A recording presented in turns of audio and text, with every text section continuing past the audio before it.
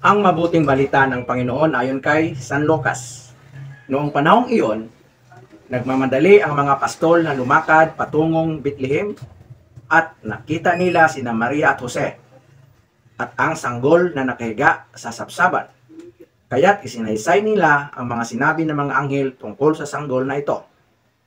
At nagtaka ang lahat ng nakarinig sa sinabi ng mga pastol.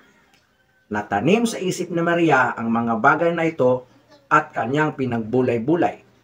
Umalis ang mga pastol na nagpupuri sa Diyos at nagpapahayag ng kanyang kadakilaan dahil sa lahat ng narinig nila at nakita na ayon sa ibinalita sa kanila ng anghel.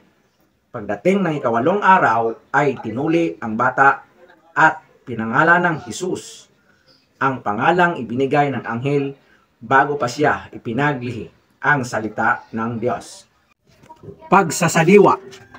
Ina ng Diyos, natanim sa isip ni Maria ang mga bagay na ito at kanyang pinagbulay-bulay.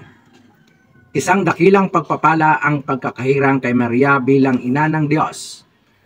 Marahil para sa isang dalagang namumuhay sa payak na paglilingkod, mahirap maarok ng isipan ang katotohanan ito. Hinayaan ni Maria na dumaloy ang biyaya ng Diyos sa kanyang buhay at sa kanyang pamamaraan. Itinanim niya ang lahat ng mga bagay na ito at kanyang pinagnilayan.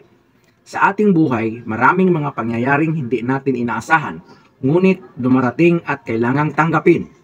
Tingnan natin ang bawat pangyayari bilang bahagi ng plano ng Diyos sa ating buhay.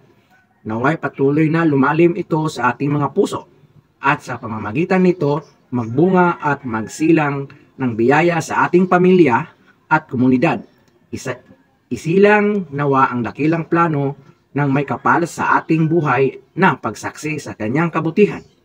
Pagnilayan at isabuhay natin ang pagiging daluyan ng biyaya ng Diyos para sa kanyang bayan.